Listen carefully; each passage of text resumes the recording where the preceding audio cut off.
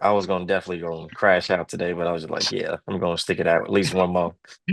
So shout out to the triple double workers out there, working three doubles in a row, still pushing, still being able to keep living on life. Shout out to y'all. Definitely put that in the episode for sure. Shout out to y'all, man. Putting in the work and living life like a regular person. Let's get it, y'all. True indeed. Uh, Beautiful people, welcome back to another episode of Respect the Game podcast. My name is Edward, named after a great man, that being my pops. Shout out to my mama and my granny for helping raise me too. Please make sure you go follow at Emacs Stats for all your up-to-date high school, pro, and collegiate sports coverage. We'll not disappoint. We'll keep you up to date on all that is going on in the beautiful, illustrious sports world. Right now, 2-on-2 tag team champions. No matter how you look at it, we're gonna still come out with the win. Our brother Scheinhard Izzo, our brother Sedacious are not in the building tonight.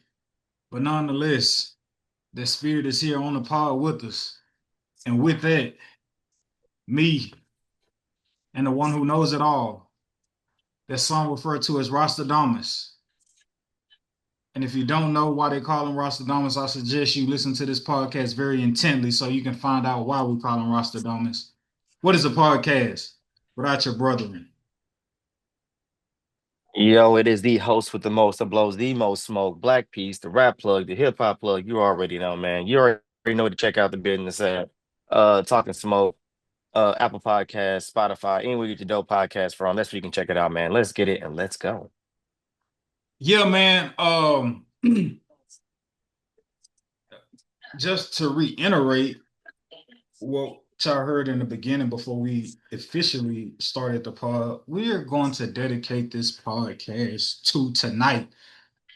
Those people out there in the world working nonstop, working triple doubles, as we like to call them. And if you don't know what a triple double is, me and my brother Black Peace, we have a lot of conversations throughout the week, and sometimes the way we just help articulate ourselves, the best way we know how to articulate ourselves and trying to express ourselves to one another is just giving each other sports analogies.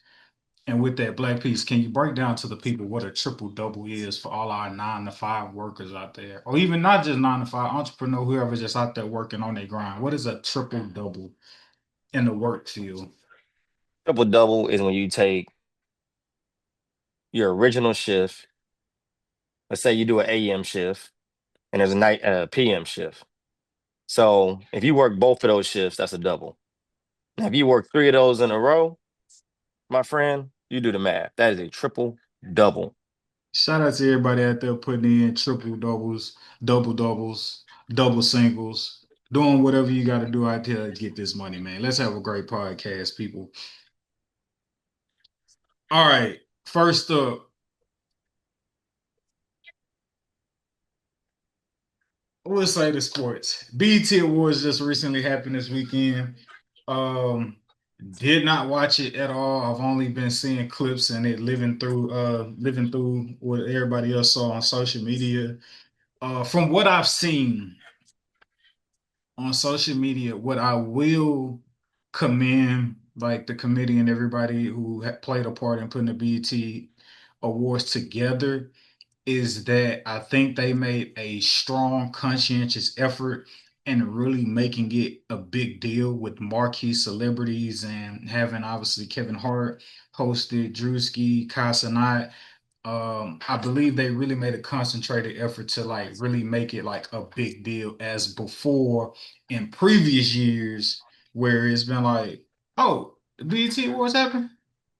Okay. And you carry on. So commend them for that, making it a staple, making it a big deal right now.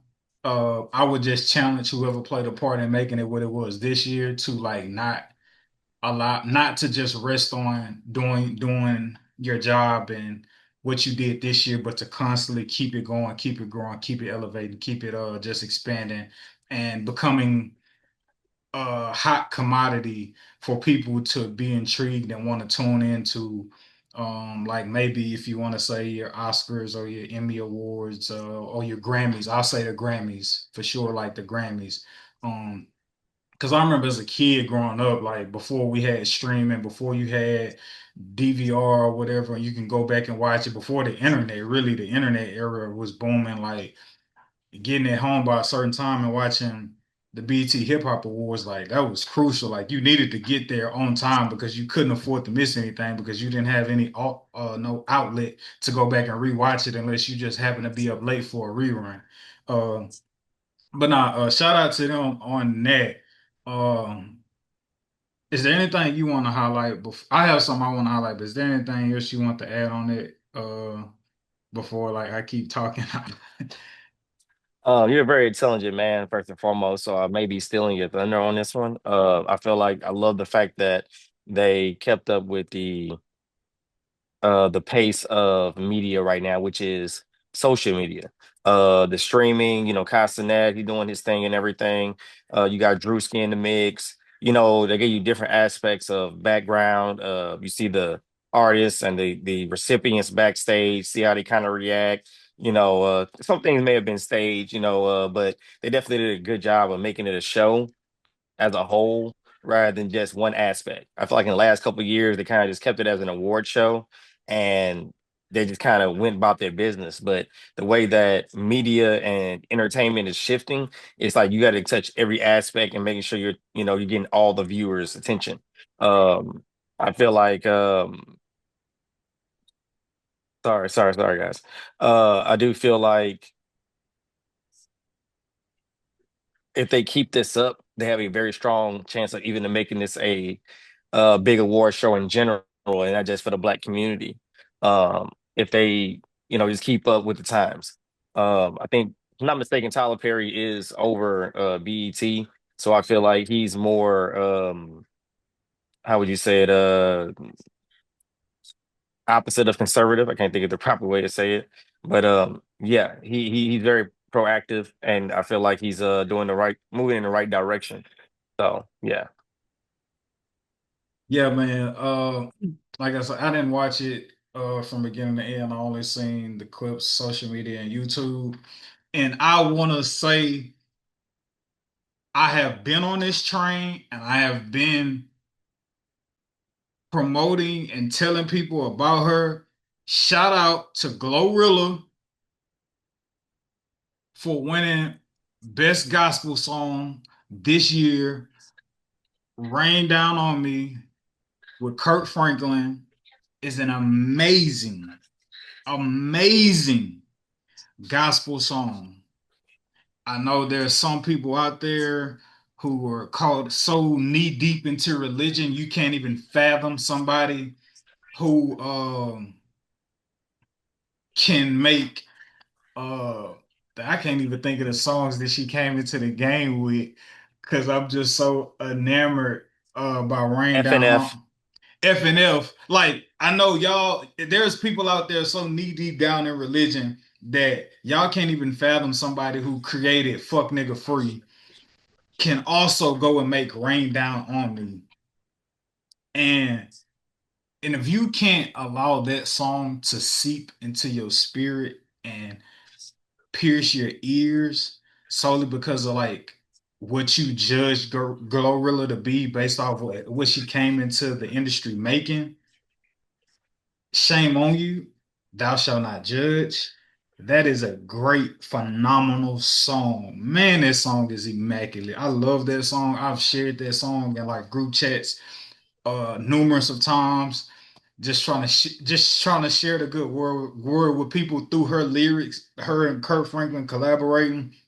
Man, I love that song. I'm somebody who's like I'm pretty like old school in the sense that like I really only listen to for the most part gospel music I grew up on. I grew up praise dancing to. Like I'm like since growing up listening to that, my palette for gospel music hasn't really expanded since I was a young kid in the church, right? And Rain Down on Me is just one of those songs that, like, in today's era and time, that it's just like it's immaculate, bro. Like I put it in the bucket with all those other classics that I grew up on that's helped me grow and develop my faith. Um, Shout out to Glorilla for their record, man. A lot of people you could easily just try to be like, yeah, just throw Kurt Franklin on there and this should do what it do. But like this, though Kurt Franklin was on this song, Glorilla like handled her business and made this her song. This didn't sound like Glow. This didn't sound like Kurt featuring Glow. This sounded like Glow in her own personal relationship with God, featuring Kurt Franklin. And if you haven't heard that record and you like listening to gospel music, whether old school gospel or new school gospel, I strongly encourage you to go listen to Glorilla's Rain Down on Me. That is a great song. If you want to call it a gospel song, fine, and categorize it, but it's just a great song. It passes every test, passes the workout test, the driving to work test, the just chilling test. It passes the Sunday morning vibes test. Like great song, great song.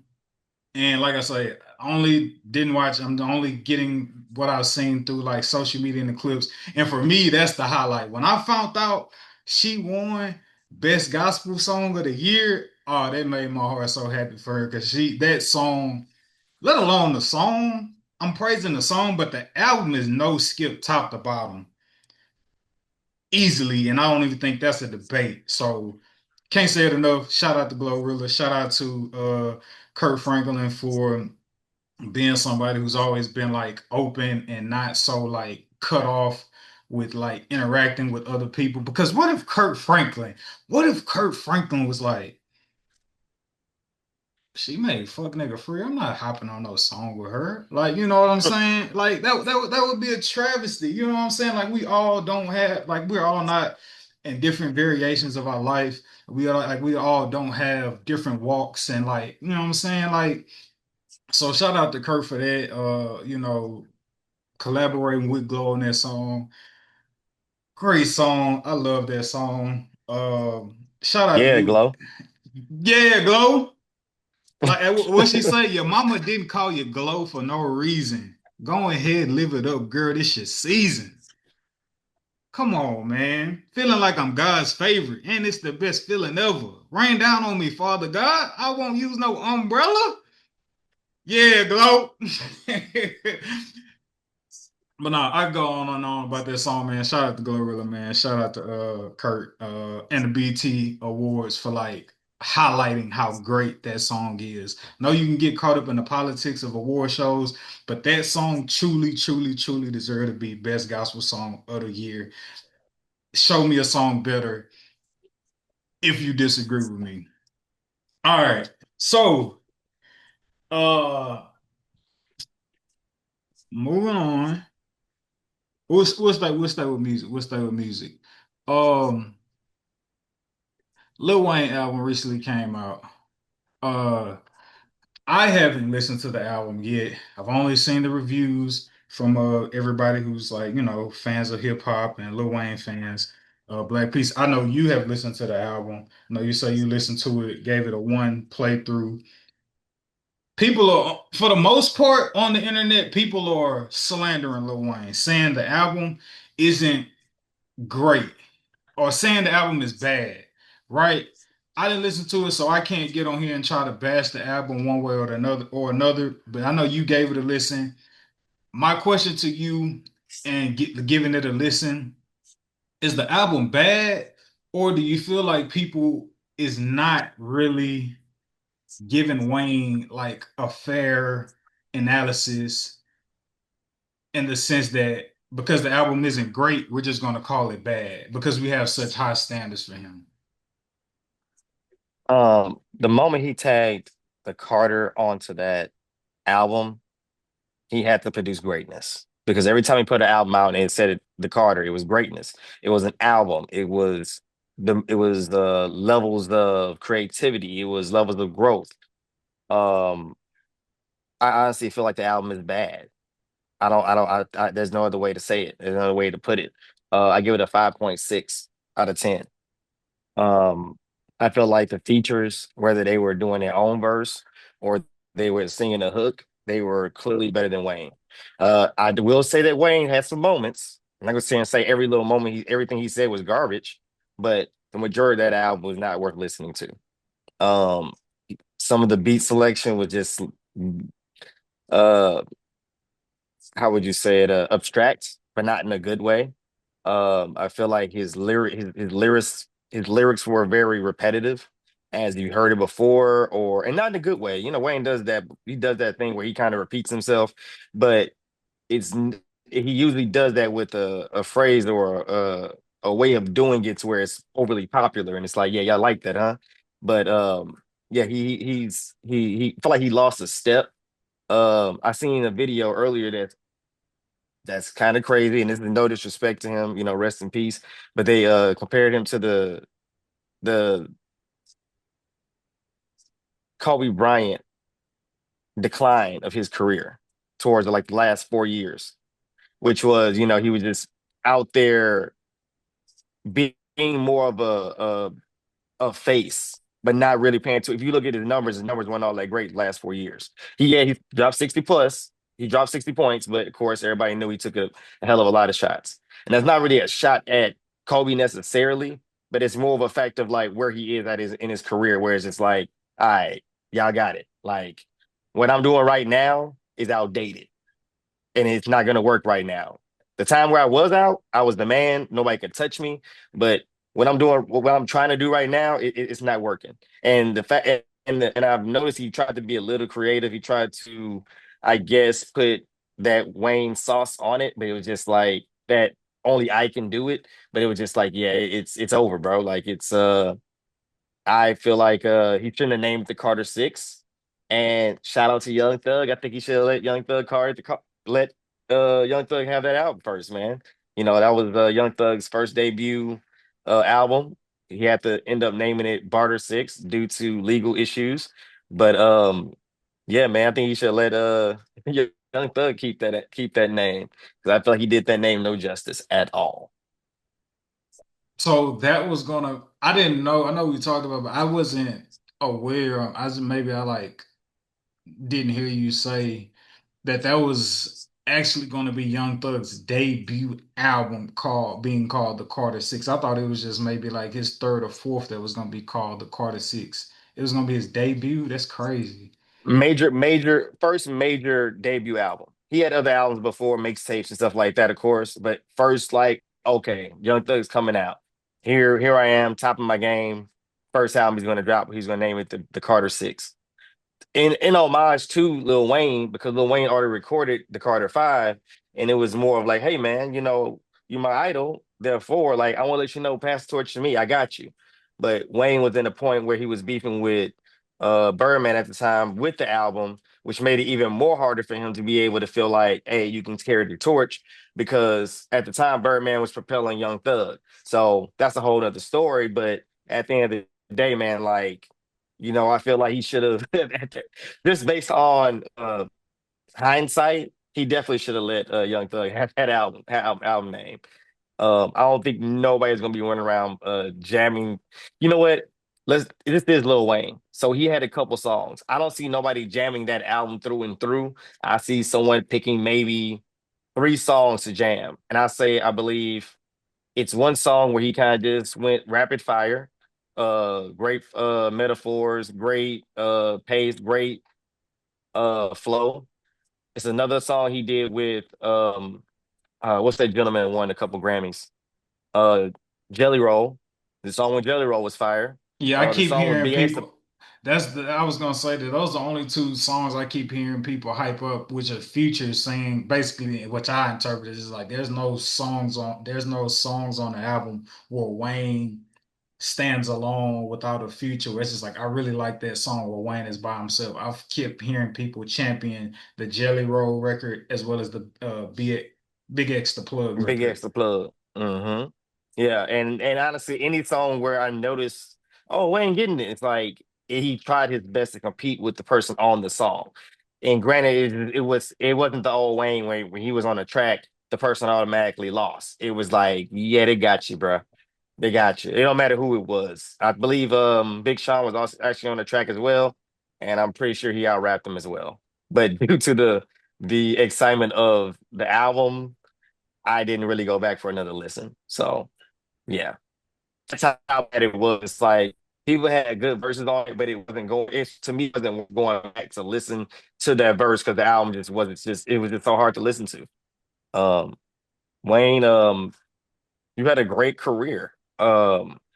Now I'm not saying he should retire from rap, obviously, because I feel like rappers don't die necessarily. They can rap into like the artist in them doesn't let them be able to die as an artist. But I feel like the legacy of the Carter should just it should have stopped at five, but it definitely needs to stop right now. Because I feel like he's lost sight of what that legacy is, in my opinion. And that sounds rude, but the way it went is just like, bro, you went Carter one, your introduction, Carter two, you becoming a man, Carter three, you as a superstar, Carter four, you being consistent as a superstar, Carter five, complications, but you still showing that you can hang. Carter six, wasn't it, man? So, allowing the people into our world, our phone call conversations on a weekly basis of sports analogies. Hold on 1 second.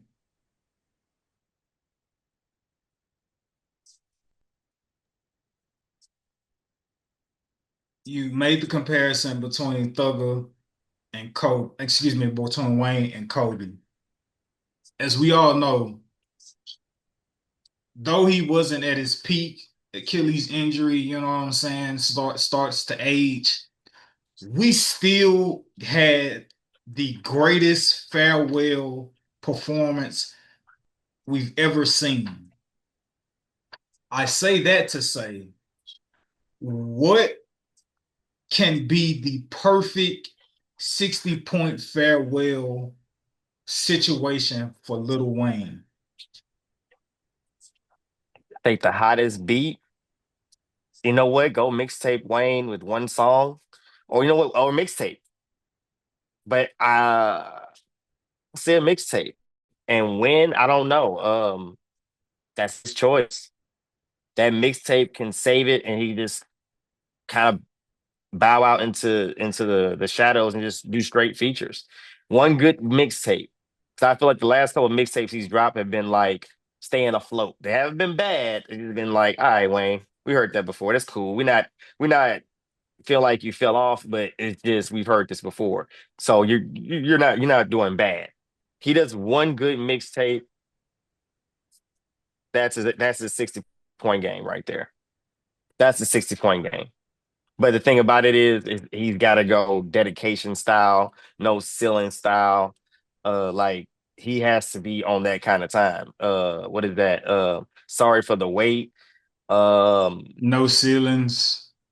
like he's got to be on all that kind of level. And I mean, taking the style of the artist, remixing the style. I mean, he has to go back to that bag, but do it the only way Wayne can do it, which I still feel like he can do. I still feel like he can do it because when he gets on features, he still rides the flow of the person whose song he's on to mimic their flow to be able to like keep up and to be able to hang on the song. So I know he has it in him. It's all about him being aware of it and saying, you know what? Let me just show these guys that I still got it. Let me jump on the King Von song. That's what he needs to do. He needs to go to a point where it's like the people who have influenced the the now, Young Thug, King Von. You could throw in some Gucci just for the fact of last, he's been Godfather of trap slash rap. Um, Drake. I would love to see it. I'd love to hear another Drake style Wayne song. You know what I'm saying? So I think that's Kendrick. Any one of those styles he can just take from the last 4 or 5 years that were impactful, make a mixtape from it, Wayne, bro. You still the man. Go as you are. You're fine. Just like Kobe did. Um, this segment is brought to you by the Respect or Don't Respect segment is brought to you by your business logo here. So yeah, reach out to Respect the Game podcast if you would like to partner with us and promoting whatever businesses you have going on that we would greatly like to promote for you.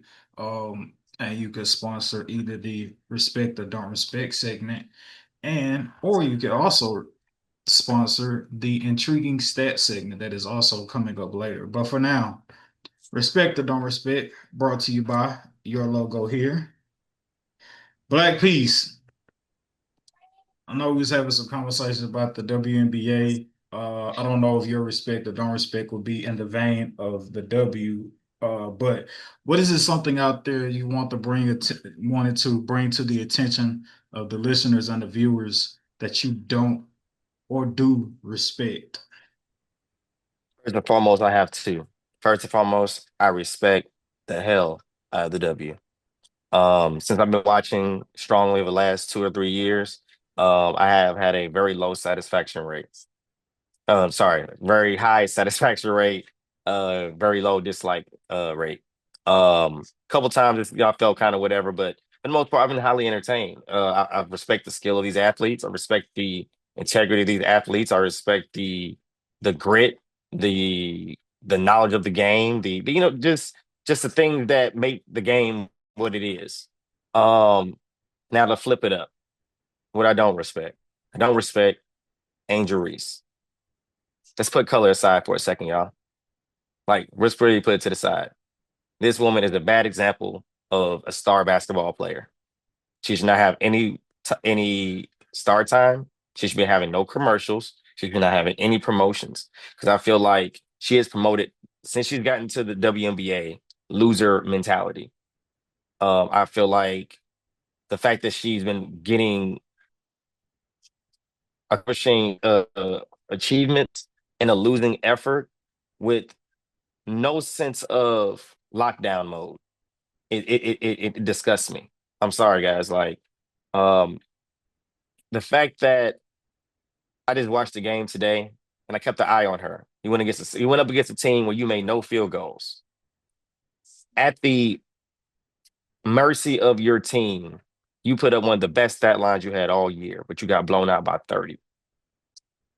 To me, some people could look at it like, oh, well, they just trying to let her grow, get used to it. Um, that ship has sailed as far as your scoring right now, especially against one of the top teams. You need to find a way to win. That's how I feel about it. I feel like it's becoming a handicap show in Chicago, and I feel like by this time they should have let Cardosa be a lot more impactful. I feel like they should have put Angel Reese more in a strong role player role. Granted, she got drafted first round. I don't care about that. I care about what you're actually going to be able to do for the team. And I feel like at this point you're a definite liability. And I feel like you're getting the ball and you're getting opportunities solely off of the fact of you're a social media entertainer. So, Angel Reese, until you show me that you snapped into any level of Mamba mode, which is locking down and bettering your game and bettering it to the benefit of your team, you will not. All right. I'm so sorry. You had LSU, which is a very good coach team and has very good players on it. Now that you're out there in the WNBA, you're getting exposed at the highest degree. Step it up, young lady. Step it up.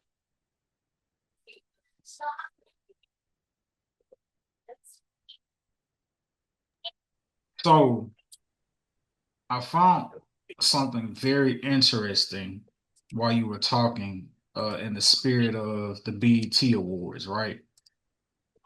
And what I came to find was that Angel Reese was named the BET Sportswoman of the Year for the third straight years. So Sports, not basketball, sports. she's won Sportswoman of the Year three consecutive times for the BET Awards. BT Wars. We gotta do better. We gotta hold our oh my goodness.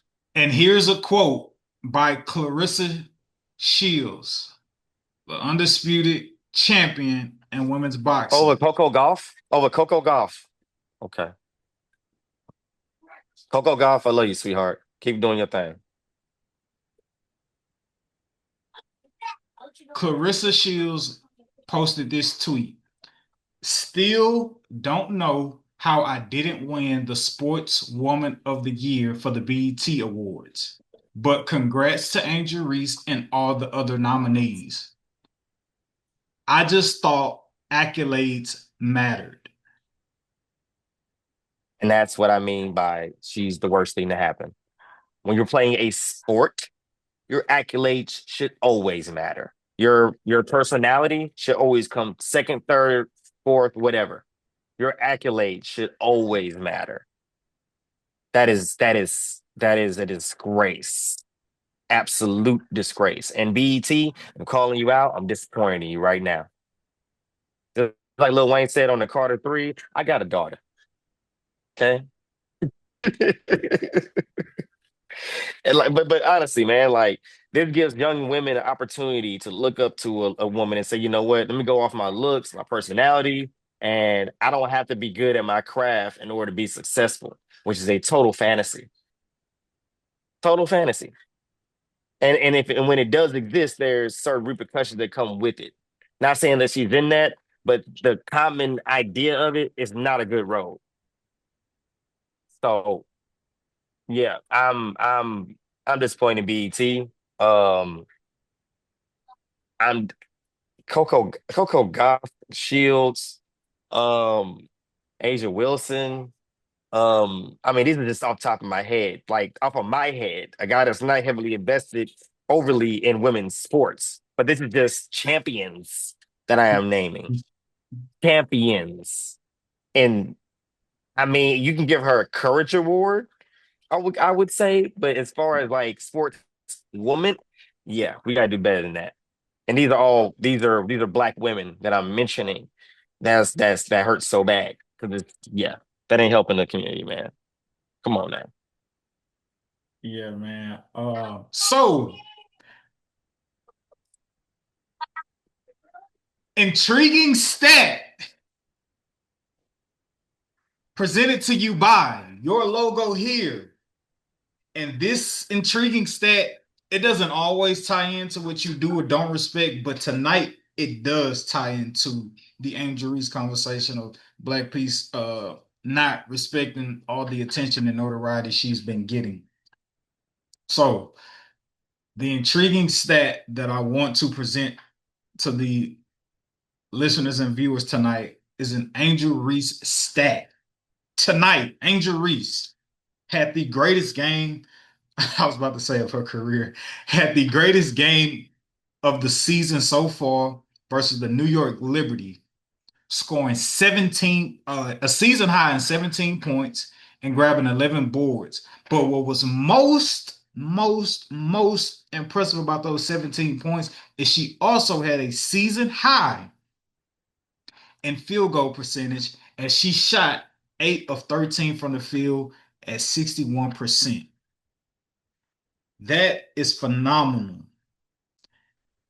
If you are a Chicago Sky fan, you may have reason to believe that she has turned over a new leaf tonight. Because, I mean, after all, right? The New York Liberty, a championship team, championship favorite going into this season as well. Um, only had 2 points against them in the beginning of the season, and then she comes back, bounces back. No. I'm looking. Well, she didn't score a field goal. 0 for 8. She had 2 points from the free throw line. I got you. Um,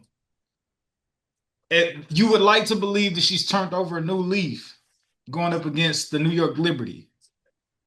But I got news for you. If you really pay close attention, pay close attention to that stat of 17 points and shooting 61% from the field.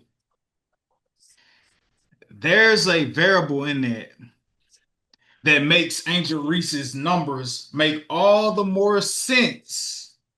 What is that variable? I'm glad you asked. That variable is Jonquel Jones did not play tonight, ladies and gentlemen. No No, she did wonder not. Angel Reese had the best game of her season so far. Going again, 17 points, 11 boards, shooting 61% from the field, 8 of 13 from the field. So yeah, no wonder she had a great game. Jonquel Jones didn't play tonight. Now there are WNBA casuals out there. We welcome you all. Who the hell is Jonquel Jones? She's just a future Hall of Famer, WNBA champion, WNBA MVP. And I challenge you to go back earlier this season when the Chicago Sky played the Liberty and watch what Jonquel Jones did to Angel Reese. Oh my God. It was absolutely nasty. The World Block Party. It was literally a block party. It was Hey. so bad. Jonquel Jones wasn't even really, she looked like she wasn't even out there breaking a sweat to block Angel Reese's shot if you watched that game. So the media, I don't know how much longer the media is going to hold on to trying to champion Angel Reese, right? But if we just being blatantly honest about her, she has taken a great step backwards compared to where she was last year. And you don't even have to like her, or whether you like her or don't like her, that's just a simple fact. That has nothing to do with how you feel about her in any way, shape, or form. That's just a fact. She has taken a great, noticeable step back in terms of like just the evolution of her game. And yeah, man, intriguing stat of this week, Angel Reese, 8 of 13 from the field, 17 points, 11 boards, 61% shooting from the field. That is a season high in points and a season high in field goal percentage, and a season high in shots made in eight. But do not let it go unnoticed that Jonquel Jones was not playing tonight, who would have been the primary defender on the Angel Reese had she been playing. So I'm going to definitely go back and watch the game and see what the matchup was like with Angel Reese. And if by all means they play them again they play the Liberty again and Jonquel Jones and Angel Reese puts up the same numbers with Jonquel Jones playing, I'll come back and say I was wrong. Angel Reese has in fact turned over a new leaf, but I do not believe that she's turned over a new leaf. Jonquel Jones wasn't playing, and all in all, the Chicago Sky still lost by 19 points tonight, even with Angel Reese having her best game. I can't help but think about Teresa Witherspoon sitting somewhere watching them play, thinking to herself, until you do right by me, everything you think of is gonna fail. Shout out to the color purple, man. So that is your intriguing stat of the week. Again, Angel Reese career season high, excuse me, a season high, 17 points, 61% from the field, shooting 8 of 13 from the field tonight with 11 rebounds. But the Chicago Sky still lose by 19 points. And don't think for a second that that means Angel Reese has turned over a new leaf. Media, ESPN, Bleacher Report, Women's Sports, ESPN, Women's Sports, Overtime Women Basketball. Shame on y'all if y'all try to champion that without the full proper context, because that would not be respecting the game if y'all try to champion her tonight with that performance, knowing it's because Jonquel Jones wasn't playing. Um, so yeah. Now I do not in no way respect what Rick Carlisle said after game two of the NBA Finals in the post game. I think I, I think he may be on the verge of losing the locker room after a statement like this. I do not respect this about Rick Carlisle. Black Peace, I'll give my thoughts afterwards, but obviously I want to know how you feel about it.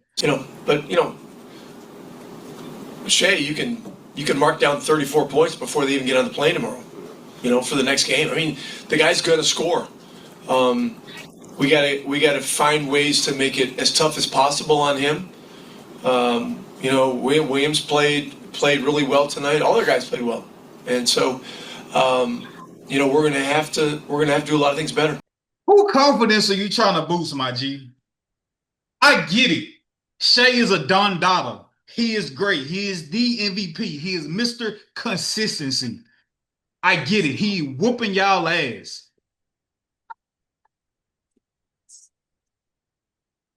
But who confidence are you trying to boost? Shai's or your team who running around here giving everything they got to stop dude? I don't care how great he is, bro. You keep that in the tuck to after y'all lose and give him his props. Not while we in the heart of the battle and you telling me we can't stop the nigga. You told us we out there blood, sweat, and tears. You told us this nigga got 34 when he woke up. What is that supposed to do for our confidence? What is that supposed to do for our morale? As a team, I don't respect that, Rick Carlisle. I get it. You trying to keep it a buck. You trying to keep it real. When keeping it real goes wrong, you don't give that type of ammunition and even more confidence, not that Shai needs it. You don't say that in the heart of the trenches, bro. You tip your hat to him after the finals is over. Not in the heart of the battle, bro. Do not respect it. No way at all. Not even that little bit. I don't respect that. I don't think you can give props to Shai like that in the heart of the battle, bro. Like 34, but when he get off the plane, so you have no confidence in our defensive scheme, ability at all. We just gonna inherit him 34. You can't say nothing like that, Rick Carlisle. If I'm a player, if you my coach, I'm looking at you sideways, bro. And again, I know Shai is that great, but some stuff is just better left unsaid. You got the flow, dog. You know me. You know me. This is not his first rodeo, man. Rick Carlisle is a NBA champion. You have to give him a little bit of credit somewhere. You have to think a little bit deeper. Psychological warfare at this point. This is coming from a gentleman who just beat you with him scoring over 34 points, 37, 38, with him scoring that. He found a way to win. So I feel like I think the moral of the story is Forgive me I for think they're not. forgive me for cutting you off. But did you not also yourself say that win was more so about OKC losing than it was about Indiana winning it? True, very true. But they did capitalize.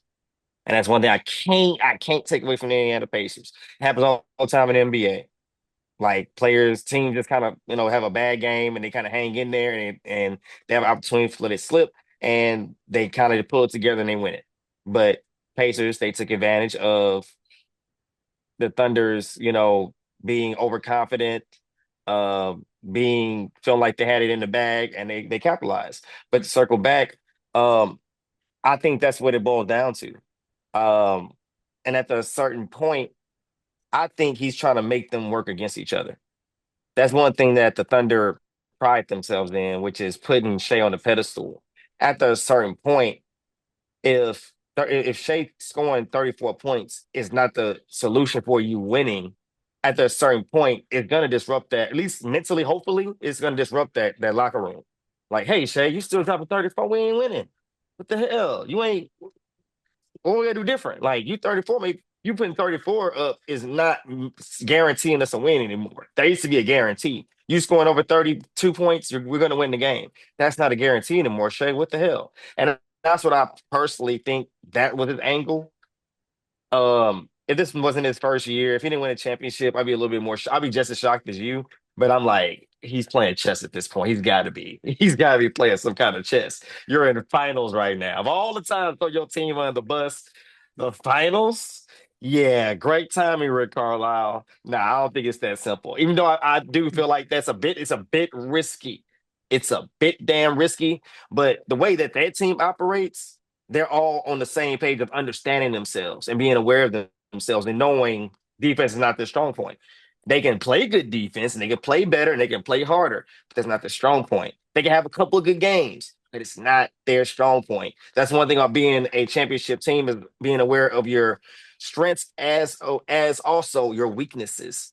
And I think that's just the coach being aware that, bro, when have we ever stopped a team and been defensive as hell or being like a defensive stint for like game on game on game? Pacers are not known for that. They're known for scoring.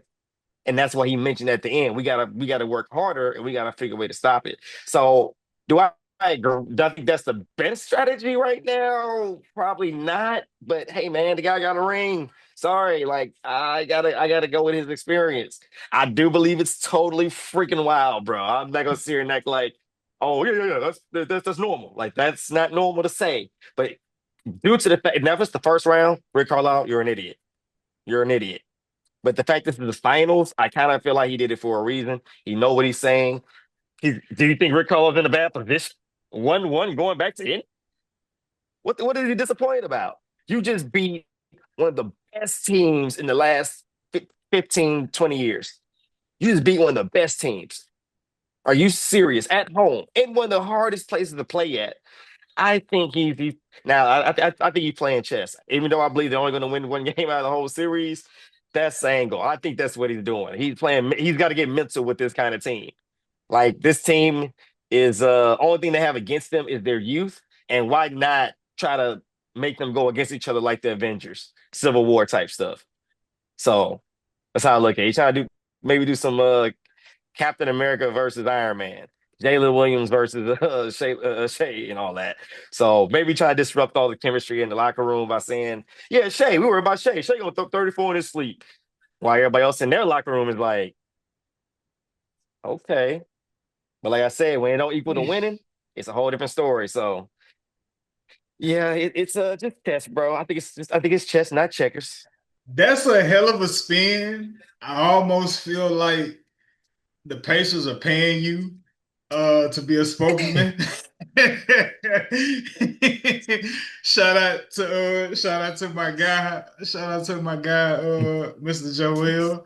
I know he's a diehard Pacers fan. I don't know if you and him are in cahoots right now with each other on the podcast. He may be trying to infiltrate through you.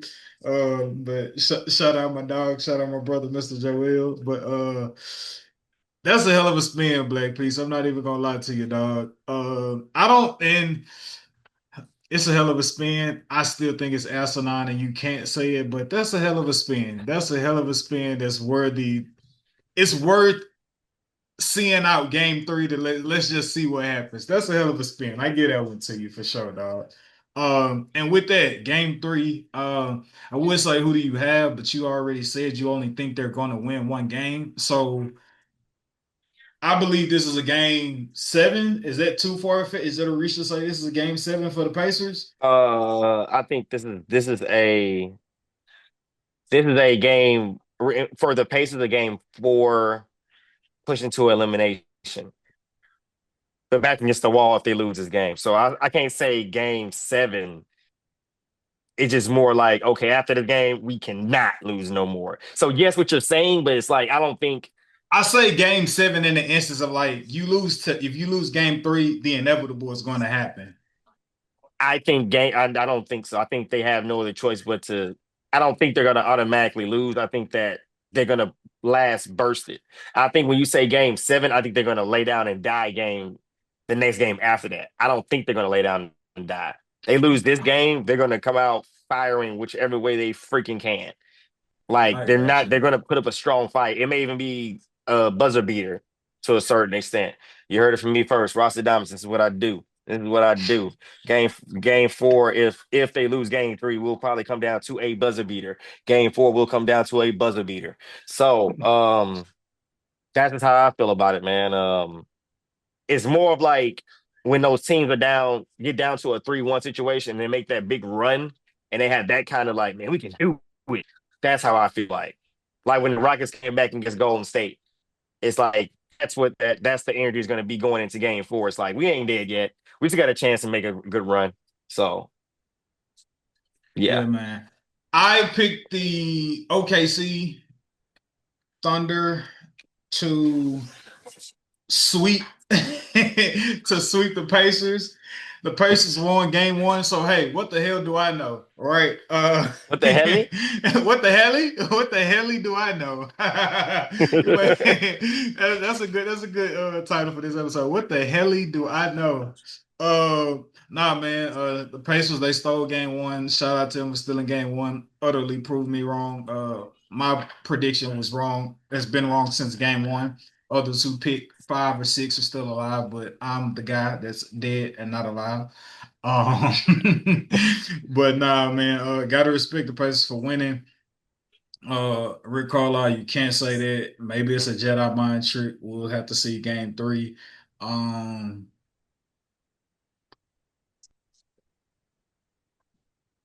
Dark Maul, more like it. I think game But three, Darnell, may be your buzzer beater. And I don't gotta be a buzzer beater. I just really think game three is gonna be a very nail biter competitive game. I don't think OKC goes into game three tomorrow getting blown out, losing by no more than 10 points if they lose. I think tomorrow is gonna be a very close competitive game. I disagree. I think they're going to come out guns a blazing, whooping ass. Excuse my French. I believe they're still not satisfied with that game two win. Granted, it was double digits, like I said before in the conversation we had before, but they're not happy. They still thinking about that game one loss, that buzzer beater. They still have that rolling around in their head. Shay's still thinking about that 38 points in vain. I think they come out guns a blazing. I may even say they sit down fourth quarter. Nope, nope, never mind. This is the Pacers. They could be losing by 35. They have the courage of the strongest man alive. Like, so I can't say it, but do they're gonna come out there and shock that crowd. Yeah, this nigga Shea is averaging 39 through two games. It's absurd. Oh man. Yeah, man. Beautiful Yeah, with them kind people. of numbers, yeah, but saying with them kind of numbers, that's a good point for the coach. It's like, bro, it's evident this man puts up extremely high numbers. Bro, this Why nigga not just averaging twist it? he averaging 39, shooting 55% from the field. That's insane, bro. That's like 39 is like, all right, you're a center and all your shots is under the rim. That's not the case for Shea. Shea is great. Exactly. And that's what I'm Exactly. saying, bro. Like Carlisle, I get it. He's great, but we can't say that. They did to Kobe, man. Oh No, no, no. man. They did it to Kobe too. They did the exact same thing to Kobe. When it got to a point where it's just like, bro, we gotta just probably feed him the. Doc Rivers did it when he beat him. Yeah, Kobe's great. He's gonna put up this. He's gonna put up that. There's no way we can stop Kobe. What did they do? They end up winning. It wasn't about giving in to him. It's about like, hey man, like at this point, that's just a fact. Like this guy's gonna get his points. We might as well just admit it to a certain extent to where it's just like, well, at this point, we might as well just put it a bug in area. So it's just like there's nothing about our game or this playoff experience or this season that just says like this man ain't great. It's like, why not? There's nothing wrong with saying that. Now, if we was a defensive powerhouse, if they were known for playing defense, that would be a dumb move to do. That would be absolutely dumb. That would be total exposure. I got So you. that's how I feel about it. So, but no, knowing that you just don't play defense and all of a sudden you're gonna just say, yeah, you're gonna ignore that clear fact. Like, nah. If that was Boston, if that was Missoula saying it, which I feel like he probably would say it because He he's would say crazy. he would say something like that. But like, yeah, Shay's pretty great. He's pretty good. He's gonna put up 35 points. No matter what defender we put on him. Yeah, he's great. We asked you about, yeah, he's great. He's awesome. That's what I said.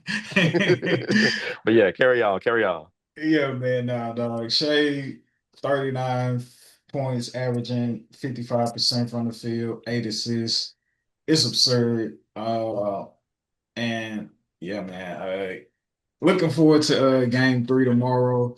Make sure y'all follow, hit the subscribe button as well. Where you could trust that after you could trust that after every game there will be a post that'll make you think and or laugh after the game with the NBA finals. So yeah, man, stay tuned, stay locked in with us. We we talked about last episode, as y'all know. If you don't know, now you know again.